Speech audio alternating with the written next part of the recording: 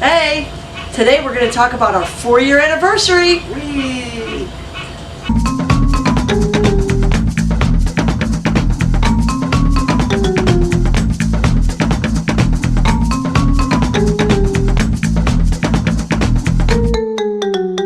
Hello. Hi. Today we're going to talk just a little bit about our 4-year anniversary. Congratulations to us. Yeah, can you believe we've been sitting here babbling to you guys for 4 years and you've now? listened for the most part. I mean, I'm sure some people have turned us off, but you know.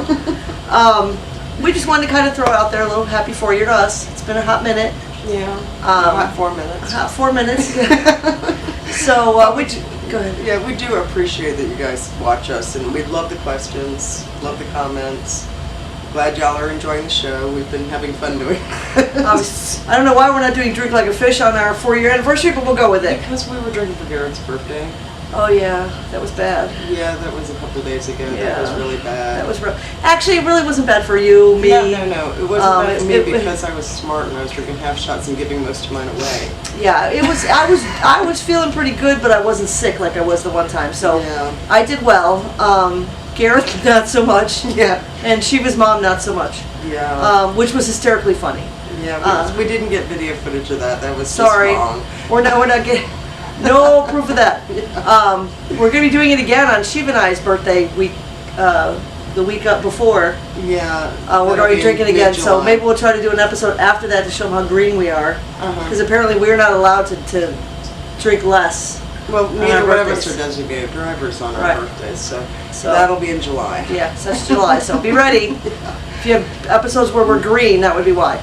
But we actually had someone ask a question or a request. A request. So we're going to try to talk about that a little bit today. So Yeah. it's about... The request was doing an episode about pond disasters, specifically pond disasters. we've had a few. Just a few. Just a few. Yeah. So we're going to cover some of the ones that Base. we think other people would deal with, because we've had some that were very, very unique to our situation. But Right. But we're going to cover a few that we think are more common and that we can imagine somebody else going through, not just, Right. our stupid Well, stuff. let's start with the one that's in here. It's probably the quickest one. The indoor pond? Indoor pond. We built the indoor pond out of cement. We then took it. That was a whole nother story. You can see that episode if you wanted. Yeah, Mr. Captions will put the... Yeah, but the we episode number. painted it with the pond liner, Pond armor. pond armor liner, and about a week in, 2 weeks maybe, 3. Not even. We got a crack, Yeah. and it started to leak. And that's normal for concrete. Just maybe it didn't cure enough or whatever. Yeah, I think we just kind of jumped the gun a little bit on that Yeah, one. we were ready to have it done, and I guess we jumped ahead. So we had to put the pond water down, we had to find the leak, we had to paint over the leak, we had to, well, we first made to cement it, didn't we? We had to Yeah, put the well, basically it was a crack in the cement. It was just a hairline crack, but it was just enough for water to start dripping through. Yeah. And when that happens, you want to stop that because because it'll get bigger. otherwise. Right. So we that was an dropped- emergency situation. Right, Yeah. and on top of it all, we already had water and fish in the pond, so we Yeah. had to drop the water down, so we didn't want to have to drag all the fish out again, because that would have been Yeah, we a probably whole had a good other 20 thing. fish in there. Yeah. Right, so we dropped the water down below the crack level, kept the That's pumps. what he said. Sorry. Kept the pumps running, and then we did a cement sealer, and then once that dried, we put the pond armor over it, and then just for safety, we grabbed some of the waterproof tape. Yeah. I think we used Flex Seal, and we just took a strip of that and slapped that on there too, just to triple safeguard it. And that happened 4 years ago? And Yes, it's we haven't had any issues with it since Yeah. then. It was a minor thing, but it could have been very major. We were lucky it was high up in the crack. Yeah, we know. You weren't happy, we know.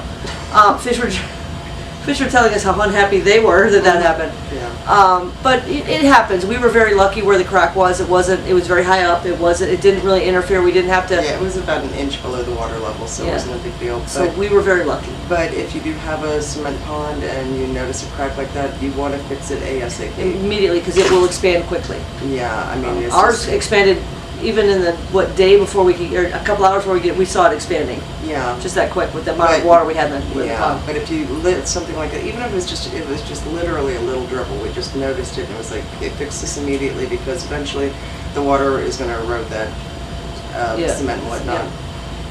Water So- wins every time. Yes, water is a force to be reckoned with. So That's ponds, fix them. yeah. ASAP. Any cracks you see, or sometimes I don't even know if it's not such a necessarily bad idea to redo the. We did redo the pond liner once. Yeah, no, we're planning on doing it And we're going to do it soon. again soon, just to be sure. I don't think it wears away, but No, it why will. it? Okay, yeah. It will. I figured eventually we're going to have to do that. We were talking about that not long ago, but it's not a disaster at this point. But we don't want to get it to become one. Yeah, So that was one disaster, but that was something you would have to actually literally build your own pond for that one. right. So that's not quite as common as the other couple that we're going to talk about. Mhm. Say hello to the frog. Yeah. Apparently the frog is talking too. But Yeah, anyway. the frog is telling us all about his problems. Yeah. Like we don't have enough. We have too many fish, and they keep eating their eggs. Yeah, goddamn fish. Our next one is much more common, and it also addresses a common problem, Right. and that is when it comes to liner ponds. We built our patio pond out The small there, one. the right. small one. The original. Yeah, it's mostly above ground, a little bit underground, and we use a black liner for it. Now, pond liners are usually black. You very rarely see them in other colors. You can get them. You can special order them, but most people just grab the black liners. right. Which are great because they're easy to, hide things. You put rocks down. Nobody really pays attention to the sides. It's pretty, but the problem with black outliners is it is a pain in the ass to find a tear in them, and that's Yes. exactly what happened. Yes. Yes. We noticed the water level continuously going down. Right. Now this is our small one. This isn't the pond from hell. That's a whole Right. other story. Right. So Yeah, we haven't gotten to that one yet. Yeah.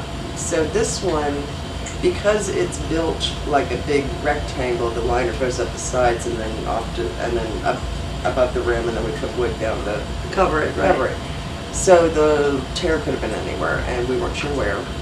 So the way that we found the tear was by just letting the water drop, and when the water stopped dropping, we knew that it was below the tear line. We were lucky it was on the side, it wasn't on the bottom.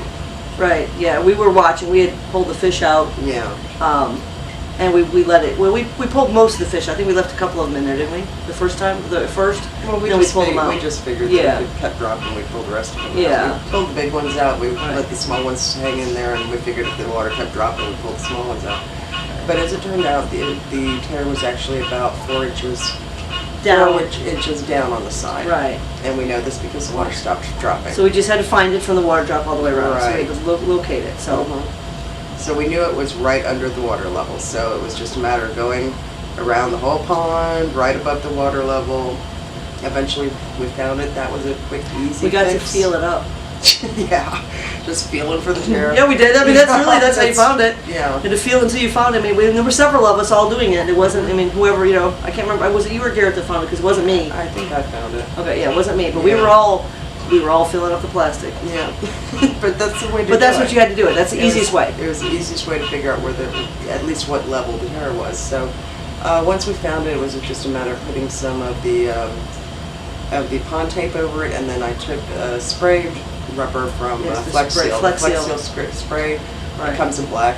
Just sprayed that over it, let it dry for a day or two, and then it was good to go. It's been good ever since. Yeah, and we don't really know what caused that tear. I'm guessing a nail when we were Yeah, maybe. putting it The together. wood or something. Yeah, somehow Something got in the wood. and we didn't catch it right away. So, I mean, and that was a pretty easy fix. Luckily, like she said, it wasn't on the bottom. I mean, sometimes if it's on the bottom, you're done. You just take the whole liner out and replace it. Yeah. I personally wouldn't try to fix it. Yeah, because we've already tried that 9 times. Yeah. So That was you just fun got. from hell. But anyway, so yeah, so and it's the easiest way to do it. I mean, when you build a pond outside with liner, you take a chance. You have to be careful. You have to make sure that there's nothing sharp on the edges. Apparently, we missed something, and it got a tear somehow. Yeah, It can happen. we were fortunate that it was high up again. Right, so- high up, relatively high up, and so it was a nice straight side. So it was an easy fix. It wasn't a corner. It wasn't the bottom. Yeah. So it's held all this time, and it's been It's been about 6 years. 6 years. Yeah. So, knock on some wood, we haven't had any issues with that one either. So that was our fun number. Well, actually, that was number 1, but we won't go there. But it's number 2 of our stories today. Yeah. Now, just quick on the liners. Keep in mind that even a good liner, we always use the nice thick ones ever since, well, we use the good thick one anyway whenever we're building anything that's going to be rectangular. Right. But even the thick liners, even though they look like they're going to last forever, they average about 15 to 20 years. So expect to replace your Right, your hard what? liner 15 to 20 years. There are some that guarantee themselves at 50, and that really depends on your climate. If you're somewhere where Here it in freezes Florida? a lot, or here in Florida, we deal with heat. Extreme heat, yeah. And extreme cold will also, Right, so it's either or Yeah. can affect the life of your liner. Like I said, so far the ones with us are just fun stuff. Yeah, I mean, our But- oldest pond is 7 years old, as far as our oldest liner pond, and it's still doing fine. But it's also in a shady area. We don't have it in direct sunlight. So just keep that in mind too. So tears are very common, and the easiest way, honestly, that we found, like I said, is just to let it drain down till it stops, and then repair it if you can. If it's too low, or if you're too nervous, or if it's too big, make the Replace the decision. liner. Replace the liner. Because I mean, small tears it can accommodate. Yeah, I mean, this one was only Yeah, that big. yeah, you can't. If it's a big tear, don't even try it. It's not worth it because it'll. Trust us. Yeah, it will come loose. I mean, you can't rely on the tape for everything. I can rely on it for small things, like I did for the indoor pond and the patio pond. But larger ones, like our pond from hell, no. Yeah, that's a whole nother can of worms. So don't think that your Flex Seal tape or your Gorilla waterproof tape or anything like that, Or even the sprays tape. Don't rely on them for big jobs. They're good for like little, inch or less jobs. They are not good for big jobs. And they will, and then the fish will pick at it. Like we've had Yes. the fish pick at the one on the indoor one. Yes. We have this long strip of the tape on the indoor one, and the fish just kind of keep picking at it. Yeah, every once in a while gotta try to replace the tape because they're jackasses. Mm-hmm. So just kind of keep that in the back of your mind. These fish are pains in the ass. And welcome back to the farm. Okay, so when it comes to tears on the very bottom, that's where it starts getting expensive, Oh. and you get to make lots of really Hard rough decisions. Really yeah. hard decisions. Yeah. Now, earlier last year, we posted in fact, I think it was our 3rd year anniversary. Possibly, show. yeah, because it was, yeah, possibly. So a year ago, Yeah, a year ago. we got the pond running. We had finished the pond from hell. Yeah. Now, since we And talk had that about one pond up- disasters. Yeah, that one was 9 tries to get that thing right, and a lot of it had to do with the bottom, and a lot of it had to do with trying to do shape. a seam. Yeah, the And- shape and the tear and Yeah. the thickness and it was a whole. It There was a whole mess. So we're gonna have Mr. Captions put the episode number down. Yeah, because it's a below. lot of stuff we might miss in our little Yeah, I think we memories. talked for like an hour. It was Yeah, it an was- hour-long show. Yeah, lots of things happened. Lots of things have happened since to that pond. I mean, the filter, filter's been replaced. I'm pretty sure that the pond from hell is really haunted by demons, but Yeah, it's still kind of the pond from hell. It works great when it's working. I mean, it's beautiful right now, yeah. but it does some crazy stuff. Like just the other day, the hose came out of the back, and Gareth was trying to be helpful, and he put it in there and made a big old mess back there. And then Shiva had to come in the next day and take everything out, Yeah. figure out what was going on for real, Yeah, fix it all, move everything and around. That is another disaster that we can go into, Yeah. and that is when your hose is unhooked. We haven't even gotten to that one yet. Yeah, but Yeah. anyway, okay. Pond liner from hell. Sorry, All right, I distracted you. Yeah. Well, basically, we try to avoid seamed liners as much as possible. I understand you can heat seam them and whatnot. We just didn't have the equipment at the time to do that. But our advice is to avoid doing a seamed liner. Spend the extra money, get one piece. Yeah, it's honestly, I can't even imagine a seam liner how bad that would be. Well, We tried. with the pond from hell. I know. We needed, We tried to seam it. It didn't cooperate. We Yeah, tried so we- tape. We tried spray. Foam, We hydraulic cement. yeah, we did everything we could think of, and none of it worked. Yeah, so when it comes to doing a big pond, don't think that it's going to be a great idea to save money by just getting 2 smaller liners and seaming them together. You will end up spending just as much, if not more, Yeah. on all the shit that you need to try to do that And with. then if it still doesn't work, like in our case, it did not work. Yeah. So we finally ended up Yeah. splurging and buying the big liner that would cover Big heavy duty everything. liner, yeah. So So yeah, save seam yourself the liners, aggravation. seaming liners is not a great idea unless you're very lucky or Yeah, very good. Or you have the equipment to do like the heat. The heats, yeah, the seaming heats, and whatnot. yeah. We didn't. We didn't have that, so yeah, it was a disaster. Funny, Yeah, as far because as I mean, you look at the ads and whatnot and the descriptions, and they're like, oh, just use double-sided tape, roll it, and you're good to go. Bullshit. We did that.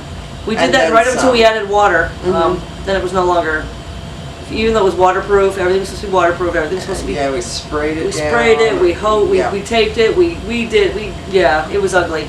Personally, not a fan of trying to seam liners in a pond. Right, so our advice is just spend the Yeah, extra definitely money. watch the episode if you want to see the pond from hell. Yeah, That's just for the liner portion. yeah. That wasn't even the rest of the But pond. that was literally a hole at the bottom that there was no fixing. Right. You know, we tried everything. So do yourself a favor, get yourself A, a really thick liner, and B, get one that will cover the entire space you need. Your pond line or seaming. It's ugly. It's ugly, and if you do it wrong, it's really, really expensive. Yeah. I mean, we could Yeah, have we spent- saved ourselves like a month, plus we could have saved ourselves easily $800. Yeah, we spent if a lot. We would have just There was a lot Yeah. spent on the tape and the Flex Seal and the sprays and the cements And and not to mention, we got 4 liners. We got 2 the first time, Two, then yeah. 2 the second time, and then finally we ended up buying the third yeah, one. and So, we just yeah. on the third one, and you know, and you talked about it at the beginning, and you talked yourself out of it. Yeah. So it, you know, it happens. You know, we listened to all the hype and And we thought, oh, we can do this. Yeah. So yes, save yourself a lot of aggravation. part of Just it was get a also big the shape of our pond is very unique. It's not a Yeah, it's a nice U rectangle. It's kind of a U. So Blocky U. So blocky U. So it's very hard. It's not quite one side's bigger than the other, and so it was hard to measure the sides and the distances, and the depth on one side's deeper than the other, and Yeah, but so it was a whole thing. I mean, to so be please honest, understand. Yeah, I mean, to be honest, it did boil down to price. I was looking at the price of 2 smaller liners versus one big large. piece, and it was like, you know, 2 smaller liners would have been $400. One big liner was $600, and I thought, okay, well, I'll just do the 400 and seam it. You know, Yeah, and that's because honestly we're what going to it- seam it, and it's going to be a little raised, so it won't be any problem. Yeah, no, It was. We ended up buying. I don't You know, even know. $800 worth of small liners, and then another $600 for the big ones. So Yeah. yeah, it wasn't worth it. That doesn't even include the tape. All the and tape and the foam and the foam and hydraulic the- cement. yeah. You know, I think and we. time. It took, Oh, yeah. you know, and then in the meantime, And the fish are stress. not the stress. The fish are not in the pond. Yeah. Dropping the water level, putting the water back in. This is not a. It was not a. I mean, yes, it's well water, but it took hours. Yeah. Hours. Displacing all the water. Displacing all the with water. We had to use PVC pipes to get the water moved away from us because there was so much water. I mean, that Yeah. pond, at the time, we were way off on our estimate. We were thinking 1,800 gallons. Now, once I got it measured and pulled out the little table, we're almost at 5,000 gallons. So yeah, Yeah. we were way off on how much water is in there. Yeah. So you know, but again, spend a little bit extra, buy a liner that you know is big enough. Mhm. Honestly, don't try to seam unless you have the capability to mesh them together with heat. Yeah, which We did not, because again, we're on a budget, Mhm. and that blew our budget out the water Oh god, yeah. bad. Bad. But it was a disaster, and that you want a disaster. That was the biggest disaster we've had, honestly, Yeah. as far as fish ponds. Yeah, as far as ponds Well, are concerned, that is probably. And the pond is still I mean, it's not the most lethal disaster we had, but it was definitely Right. the biggest and the most expensive disaster we Yeah, had. absolutely. It's just trying to get that pond done. Yeah. And just watching the water going down every day, and then just Every the day. stress level keeps going. Oh yeah, shiver stress level was high. Oh yeah. It was high, and that's just the water. We'll get to the other stuff in a minute. Mhm. Well, I guess that kind of blends into our next, with the pond from hell, we can talk a little bit about hoses. Yeah. Now, I mean, we've had hose disasters in like a lot of different ponds, Right, but so we've learned some tricks that we'll be telling you on how to keep your fish alive when that happens. right. But basically, you're gonna have hoses, you know, attached to your pumps in order to run your waterfalls, in order to run your filters, however your setup is. You're gonna have hoses, Right, and most people use those round clamps. right. The It's regular ring clamps. the ring Yeah, clamps. ring clamps, yeah. And we do too. But Every once in a while. every once in a while, they'll either rust out or something will happen, or the water pressure just boosts. Or another thing I've noticed is whenever I clean a pump, and then I just don't put it back on tight enough, and yeah. Mm-hmm. But hoses can come loose, Yes. and when they do, one of many things can happen, And it is depending on where it goes. very just very common problem. It's happened to us on every single pond. Mhm. On some of the fish tanks. Yeah. I mean, Yeah, it even the small happens. hoses. Yeah, it's very it common. happens a lot, and Yeah, it's a so very you common have to- issue. when you're placing a hose, you have to think about that. Don't just assume, oh, I've got this perfect, it'll be fine. Anything can happen. Yeah, So, and be then ready. on top of it, all the hoses do wear out. Like the corrugated hoses Yeah. that we use in the sun, they get brittle and eventually Yeah. they'll break. Yep, So- that happened once Mhm. that I know of. Yeah. And the So- same in cold. Yeah. The same will happen in cold. So, the first thing is to just keep an eye on your hoses. Every 6 months or so, check them. Make sure that they're not getting brittle to the point where if something moves them that they crack, because that will happen. Yeah.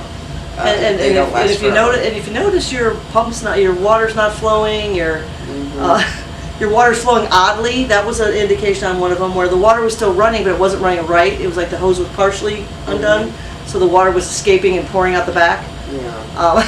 Yeah. So Hoses are basically- important. Yeah, hoses. You just want to make sure that yours are in good shape.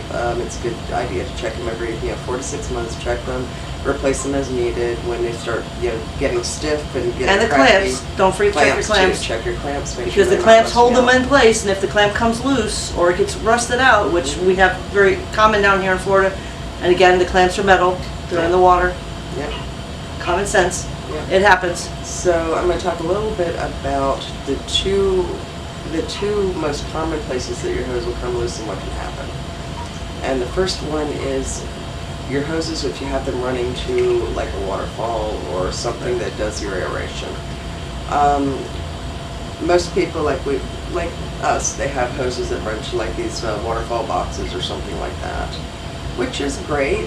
But you have to be careful how you set them, because if they come loose and your hose flops outside your pond, you're going to drain your pond. Quick, not quick, well, it's going to drain. depends. Depending on how strong it is, but yeah, you're going to drain your pond pretty relatively fast. Right, so whenever you're setting a waterfall together, make sure that you have some sort of a fail-safe, whether it's rocks or bricks or even ties, something To hold that's the- holding that can that hold hose. that hose. So Even does if it come comes loose, even if it comes loose, it still sprays the water into the Yeah. pond. The way I have mine set up is I actually have my waterfall set up over my pond rather than off to the side. Mhm. I have like a bridge that I built. It's a and then few- I it's about that It's big. about a foot into Yeah, the pond. yeah. And then I have You the can't tell from looking at it, but if you go behind it, you'll see it. Right, and then I have the hoses that feed the waterfall dip down there, so if they ever come loose, they're going to fall right back down into the pond. They're not going to fall outside the pond and drain the pond. Right. So you do. have That's to actually a consider very things common like that. occurrence. We actually had a person that we spoke to that actually had one of his hoses come out, Mhm. and he lost all his fish.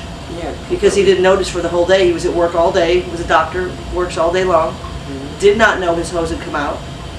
Went home that evening and every single fish was dead because Yeah. it drains that fast. And he had, I think he said something like his pond was what, 10,000 gallons, 15,000, something like that. Really big pond, and it drained in one day and every single fish died. He lost over 100 fish. Right. So- now I'll tell you how to avoid that in a little bit. I'll talk.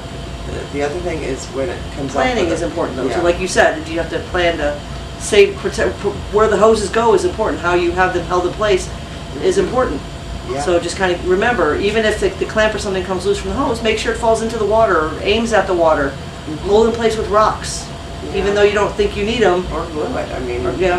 tape it. Get some of that waterproof tape. Tape it to the pond line or something. Just Something. make sure that Tape. make sure that when it fails, it'll fail correctly. Yeah. Now the other place that it commonly will come loose is at the pump itself, Right. and that one can be a little bit more disastrous. Right. And that's when you end up with geysers. Yeah.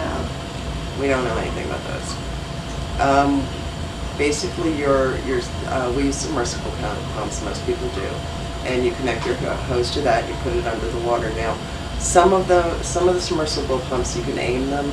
They have adjustable nozzles, so you can aim them to the side. There's another problem with that we'll get into in a minute, as Gareth found out.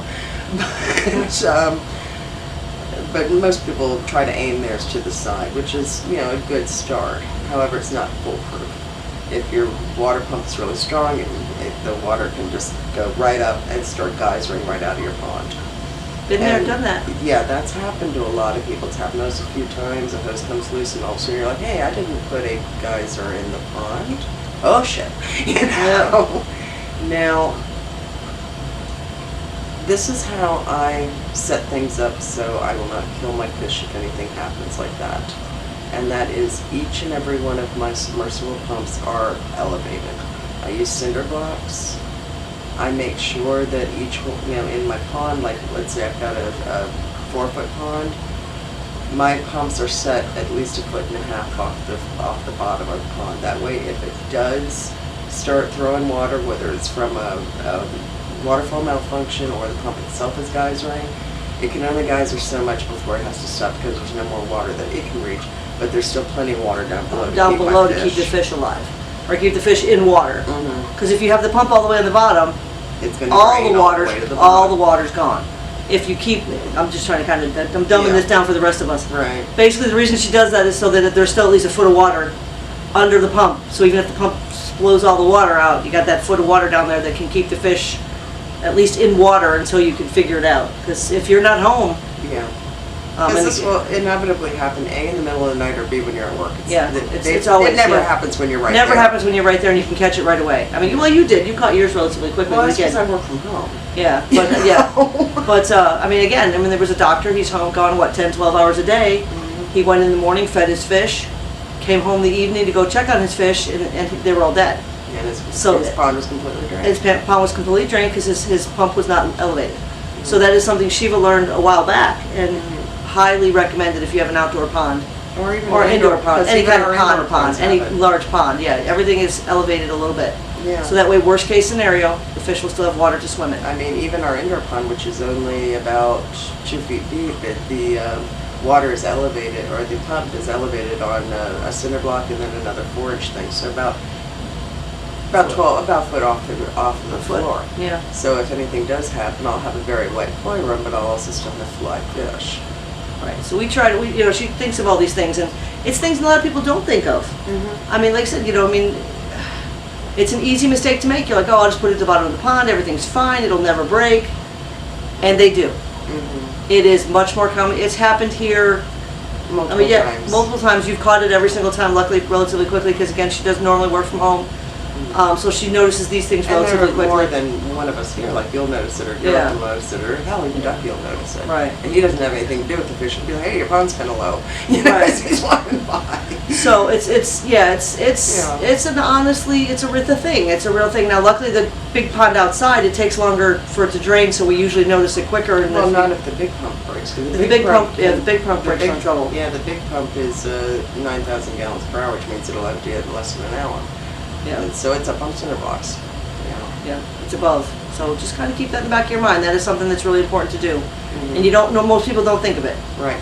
Now, the other thing was what Garrett, I was going to talk about the pump with what Garrett had to deal with real quick. All right, go ahead.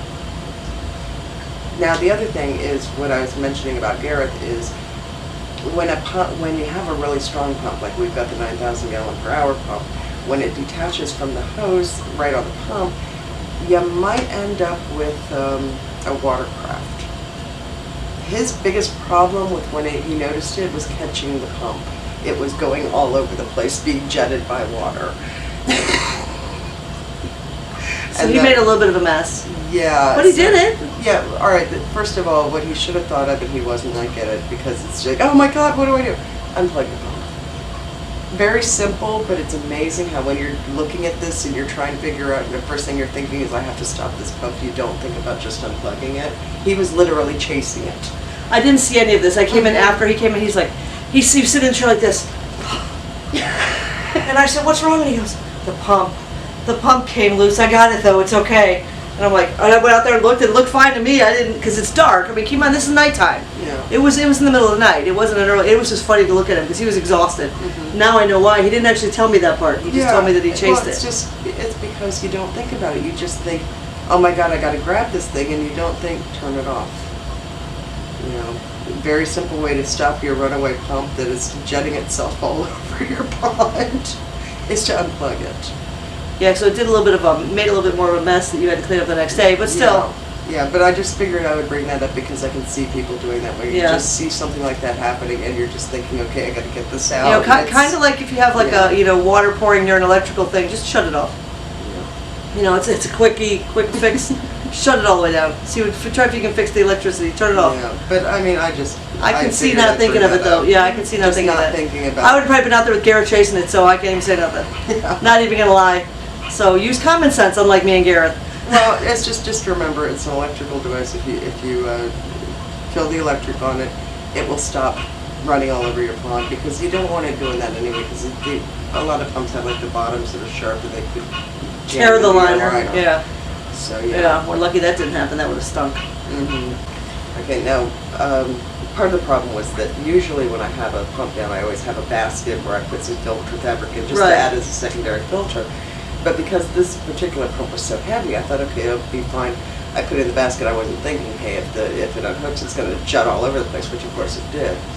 Because, you know, us. Yeah, so I have since put in several bricks to weigh down the basket along with the pump. That way, if it does come loose again, it's not going to go zooming all over some. Hopefully.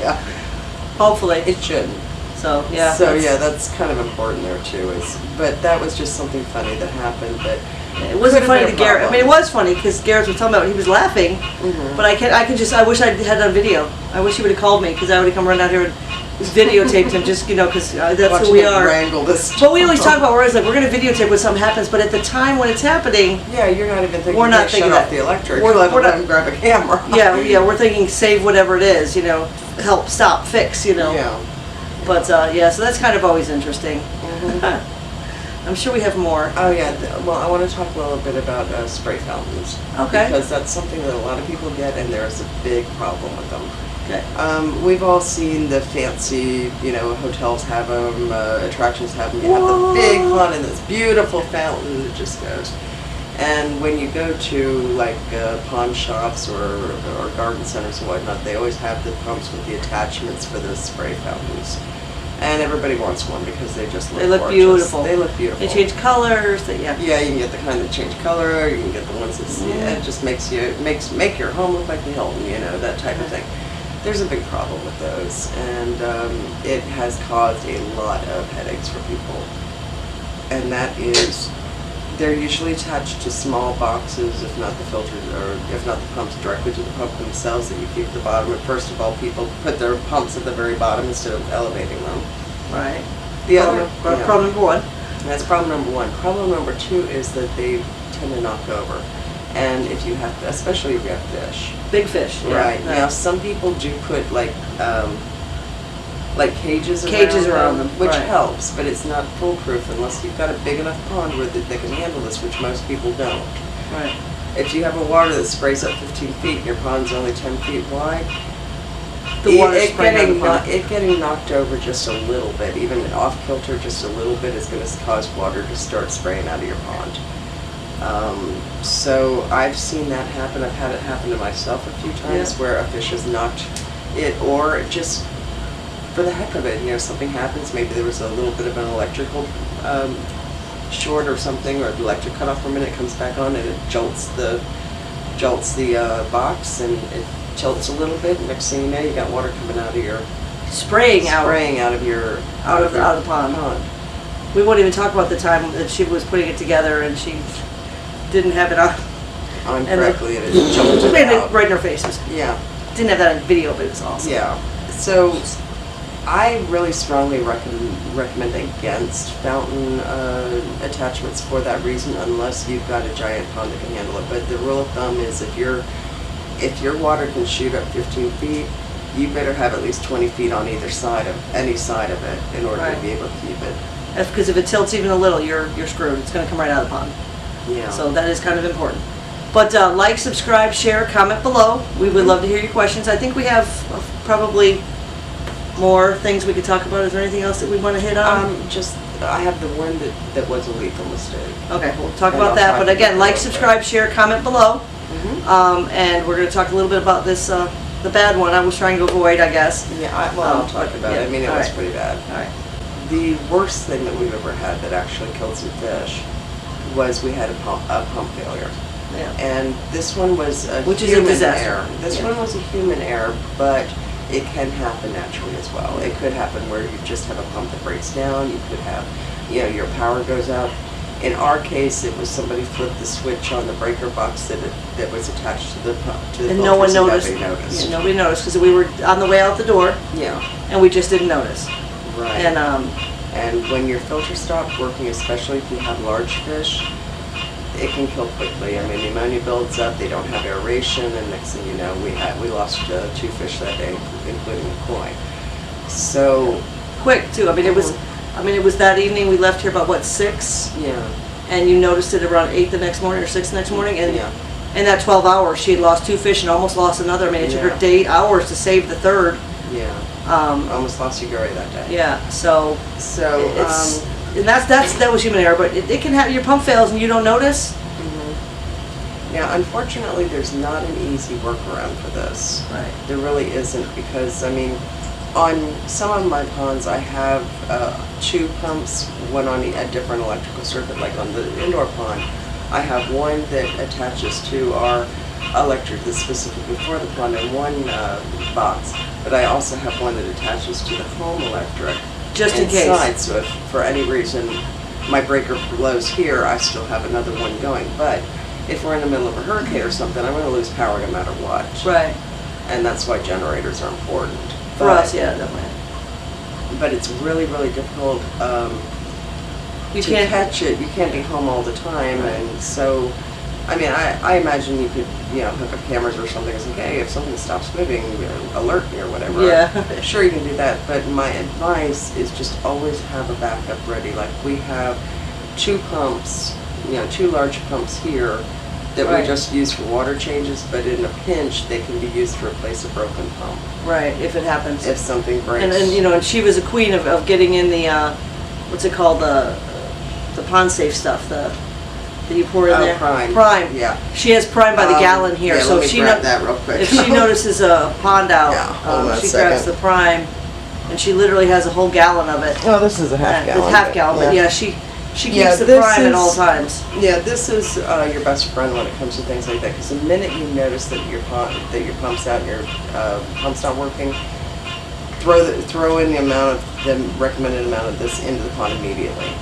Yep. Because you don't know how long the pond's been out. Yep. So it keeps down the ammonia levels and things like this is that. your ammonia blocker. And that'll give you a little bit of time. Not a lot. It'll give you a little bit of time to figure it out. About a day. Yeah. So now, I mean, you can keep the big thing is aeration at that point. You Yeah. have to have something going in for aeration while you're trying to, because I think we told them the story about when we lost the pumps and the power, and we Mm-hmm. literally, the 3 or 4 of us literally stood out here for hours with buckets. with buckets aerating the water manually to make sure that these fish lived. Yeah, because So- we lost electric for like 11 hours, and we were just Yeah. literally taking Yeah. turns every 15 minutes.